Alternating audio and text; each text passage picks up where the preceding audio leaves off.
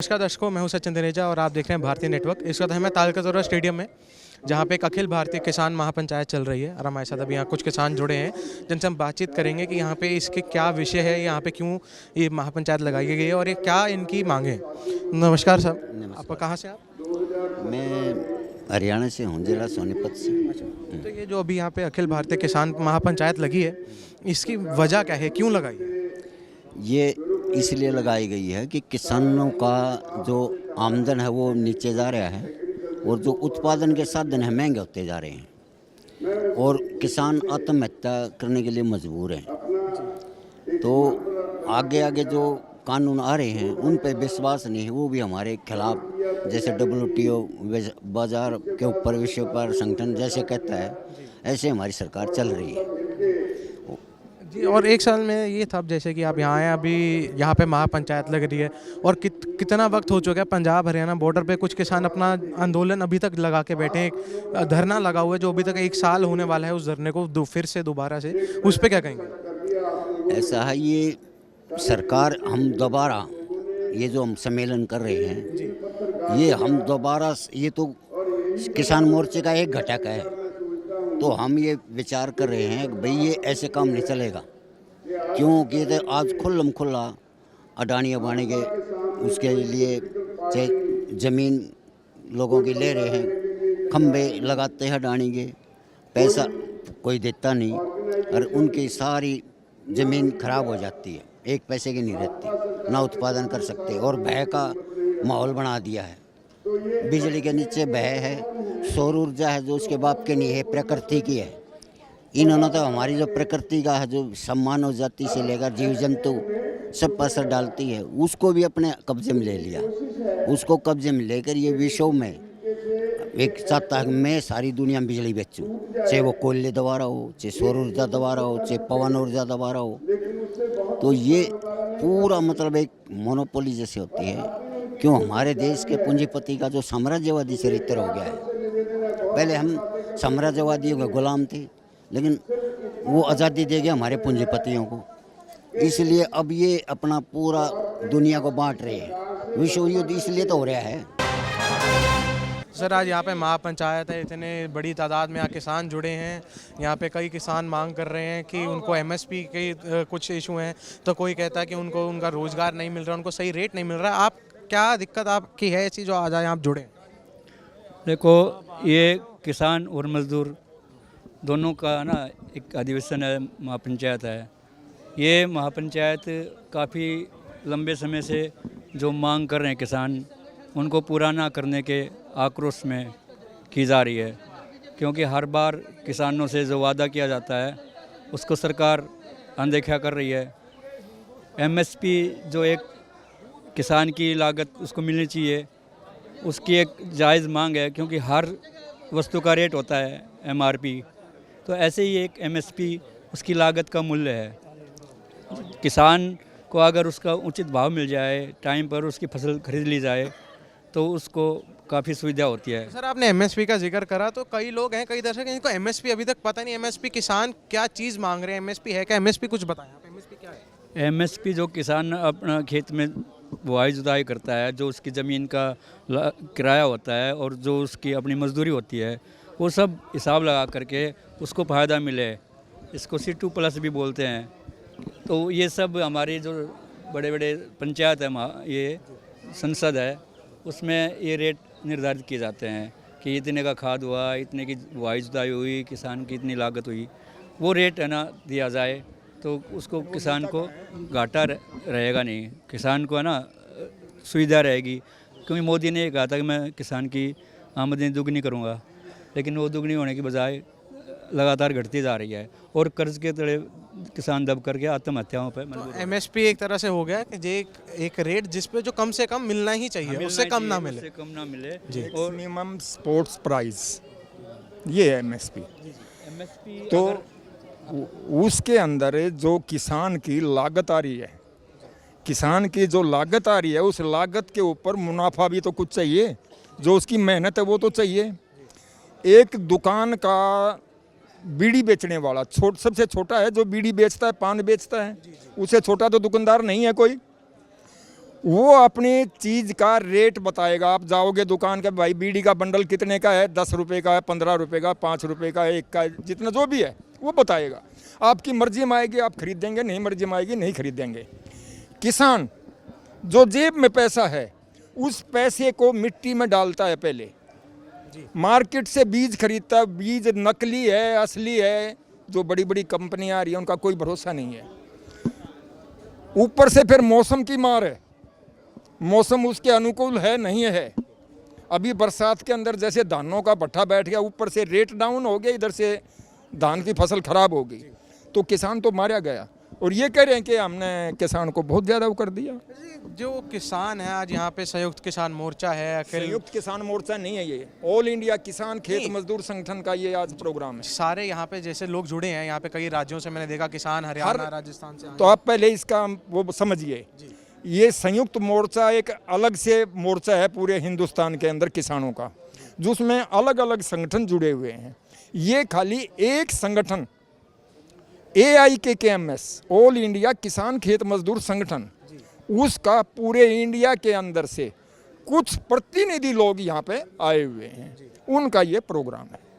तो सर अब जैसे कई साल जैसे पहले भी कुछ साल सारे किसान इकट्ठे हुए दिल्ली बॉर्डर पर बैठे, उन्होंने अपने वो 3 किसान जो लॉ लेकर रहे थे उस पर रोक भी लगवा ली।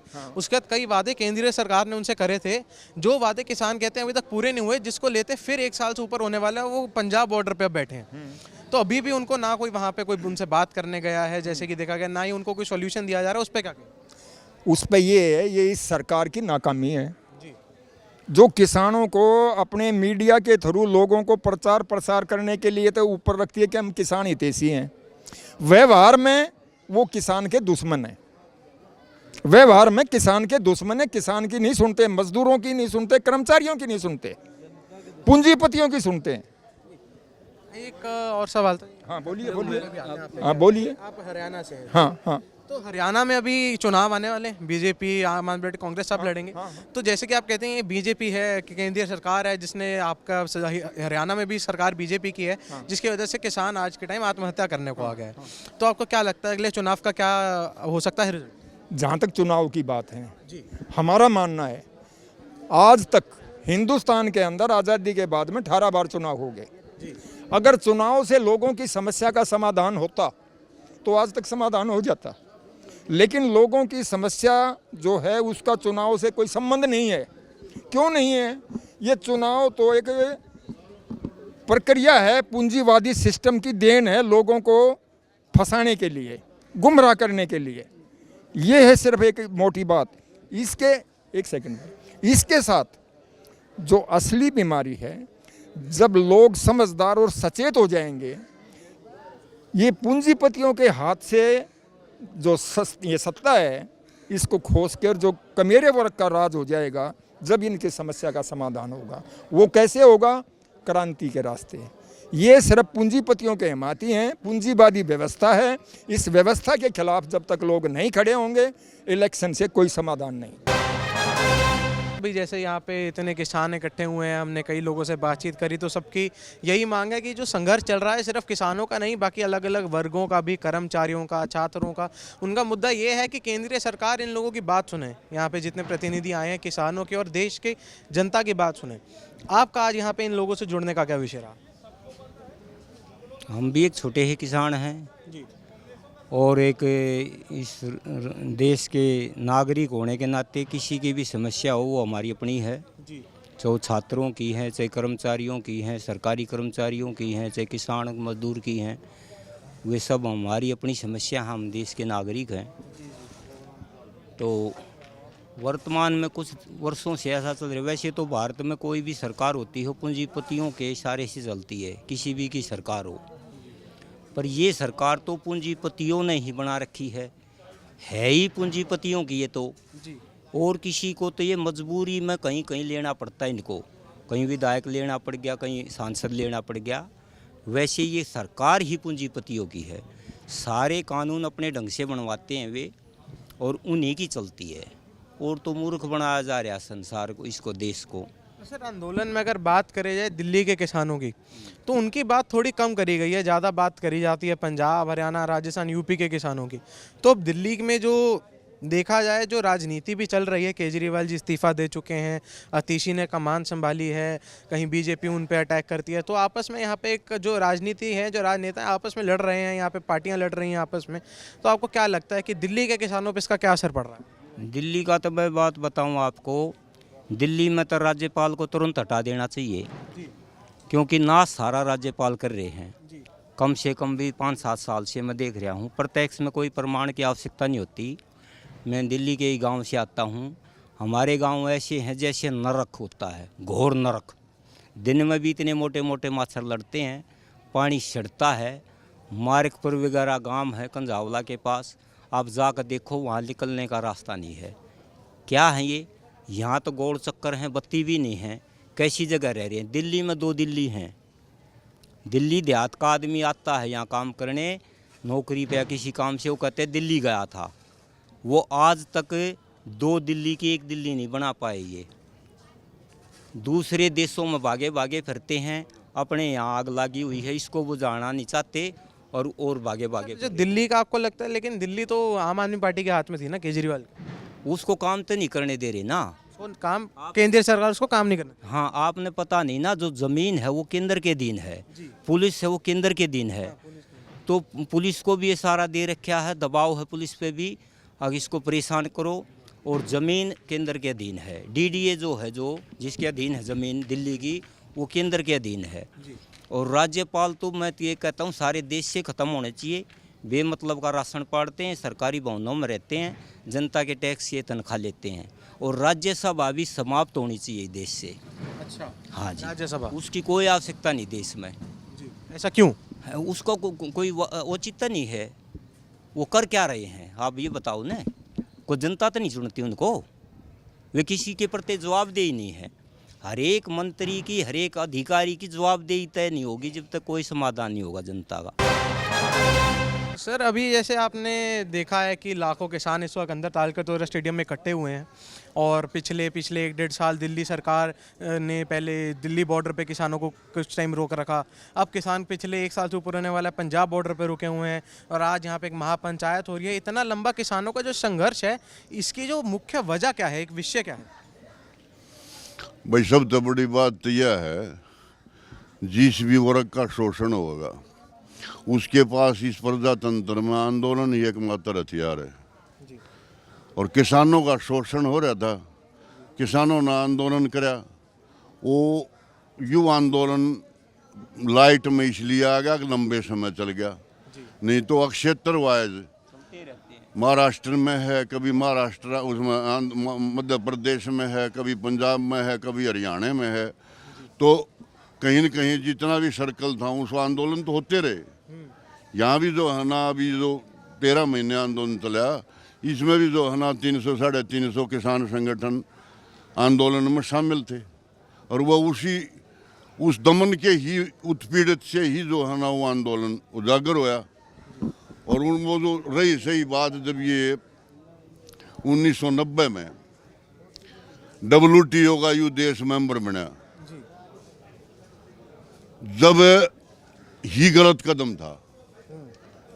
WTO के था, जो पूरी दुनिया के लुटेरे लोग हैं ना, जो पूरी दुनिया के लुटेरे देश हैं, खासतौर पर जिन 8G का आ रहे हैं, कुछ उनकी गेला जो है ना 5-10 और लड़ गए, उन पिछला इतिहास से वह शहणे हुए। फर्स्ट वर्ल्ड वार हुई 1914 से लेकर 17 तक। फर्स्ट वर्ल्ड वार में वो साम्राज्यवादी बुरी तरह से कुचला गया, बहुत बड़ा नाश होया, उसका बहुत बड़ा नुकसान होया। फिर सेकंड वर्ल्ड वार आ गया 39 से 45 ताईं। सेकंड वर्ल्ड वार में जितना साम्राज्य था, चाहे वो ब्रिटेन का था, कहा थे ना अंग्रेज़ों के राज में सूरज भी ना छपे, तो अंग्रेज़ एक छोटा सा देश है, पूरी दुनिया पर राज कर रहा था, और जो है ना उसका खात्मा होया। तो वो इस बात से भयभीत थे कि अगर जो है ना अब की बार तीसरा विश्व युद्ध हो गया तो इस धरती पे साम्राज्यवाद का खात्मा हो जाएगा। उससे बचने के लिए उन्होंने WTO के नाम से एक वर्ल्ड ट्रेड ऑर्गेनाइजेशन के नाम से एक संगठन बनाया। और वो जो है ना लोग जिनके देश में मंडी मजबूत है, परचेजिंग पावर है, उस देश में अपना माल डंप करना है, और उसके भिन्न भिन्न तरीके थे। किसानों पर भी जो है ना उस WTO के माध्यम से ही जो है ना एक कानून आया, डंकल प्रस्ताव, वो एक किसानों ने से दिया। तो आपा ने जब विरोध कराया था कि ये गलत है, उस टाइम ध्यान नहीं होगा, आप तो पैदा भी नहीं हुए होगे बच्चे 90 में, कि जो है ना वामपंथियों की सरकार में भारतीय सपोर्ट थी, कांग्रेस की सरकार चल रही थी, नरसिंह राव प्राइम मिनिस्टर था। तो उन्होंने WTO का जब इस सरकार ने समर्थन कराया, मेंबर बनने लगी, तो वामपंथियों ने अपना समर्थन वापस ले लिया। सरकार अब अलग मत में आ गई। फिर इन्होंने खरीद फरोख्त करके कुछ MPयाँ के इधर उधर से सरकार बचा ली। विरोध तो जब चल रहा है और आज भी चल रहा है भाई, विरोध तो जारी रहेगा जब तक भूखा इंसान रहेगा, जब तक धरती पे तूफान रहेगा, ये नियम है। अभी सर जैसे हरियाणा में है, यहाँ पे हरियाणा, राजस्थान, पंजाब, पता नहीं कहाँ से किसान इकट्ठे हुए हैं। तो जो सबका एक जो जिससे वो मांग कर रहे हैं वो है केंद्रीय सरकार। तो आप किसानों की जिस वक्त हालत बताई जाती है, वो MSP के लिए लड़ रहे हैं, वो अपनी जान के लिए, अपनी रोज़गार के लिए, अपने खेतों के लिए लड़ रहे हैं, उसकी गुनहगार आप किसको, केंद्रीय सरकार को ही मानते हैं? और मुख्य स्टीयरिंग तक केंद्रीय सरकार के पास है। जितना भी आम बजट है, भिन्न भिन्न प्रकार से एक आदमी 101 टैक्स देता है, समझे, गरीब तो और ज़्यादा बढ़ गए। और सारा पैसा जो है ना सेंट्रल गवर्नमेंट के खजाने में आता है। और सेंट्रल गवर्नमेंट तो इतना भेदभाव करने लगी, पहला नहीं सुनी थी हमने ये बात है। अगर उनकी सरकार, उनकी पार्टी की किसी स्टेट में से तो रुपये भेज देंगे, और जब अपोजिशन की सरकार आएगी तो एक भी रुपया ना दें। सर हरियाणा में तो केंद्रीय सरकार भी BJP की, हरियाणा की सरकार BJP की, तो लगता नहीं हरियाणा में तो फिर बढ़िया ही हुआ होगा। तो हरियाणा में हमने जो पहला सरकार देखी ना 10 साल है, भूपेंद्र हुड्डा की, भाई मैं वैसे तो वामपंथी विचारधारा का आदमी हूँ, इन पार्टियों में विश्वास नहीं करता, लेकिन फिर भी हमने कम बत्ती तो आंकना पड़े है। तो उस टाइम जो है ना हरियाणा में कम से कम 6-7 तो यूनिवर्सिटी बनी थी। जींद में बनी, मुरथल में बनी, झज्जर में बनी, भाई जो है ना हिसार में बनी। और PGI खोले, खानपुर खोला PGI, जींद में खोला, और कई जगह जो है ना PGI खोले। और लड़कियां ने रोजगार भी मिले, वो कम बत्ती मिले। और फिर जो युवराल हाज विकास का हुड्डा के राज में, ये जो है ना भाव भी वही थे। आज जो है ना भाव जीरी का बहुत कम है, 45-46 तक जो है ना हुड्डा के टाइम पर जो है ना जीरी का भाव बढ़ा। तो वो तो चलो इंटरनेशनल पॉलिसी है, और वो उसमें केंद्रीय सरकार का अहम रोल होता है। जब एक्सपोर्ट इंपोर्ट है, जब हमारे पास फसल आती है तो ये जो है ना एक्सपोर्ट बंद करते हैं। जब इनके खजाने में जो है ना धान चला जा तो एक्सपोर्ट खोल दें। ये शोषण की प्रक्रिया है, किसान को कुचलने का रास्ता है यूँ। तो जैसा कि आज आपने देखा, हम तालकतोरा स्टेडियम आए, यहाँ पे हमने कई किसान हैं, कई बूढ़े बुजुर्ग थे, तो कुछ बीच में युवा थे। हमने हर तरह के लोगों से आज यहाँ पे बातचीत करी, तो हमको यही पता चला कि लोग यहाँ पे किसान का संघर्ष है, और कई लोग कहते हैं सिर्फ किसान नहीं, जबकि कर्मचारी वर्ग, छात्र वर्ग, सबके संघर्ष के लिए यहाँ पे आए हैं। उनका मुद्दा यही है कि सरकार बदलाव लाए, सरकार लोगों की आवाज़ सुने, सरकार सिर्फ किसानों की नहीं बल्कि सबकी, इस देश के जनता की आवाज़ सुने। कि वो यही चाहते हैं सरकार में कुछ नए लोग आएँ, कुछ अच्छे लोग आएँ और देश के हित में काम करें।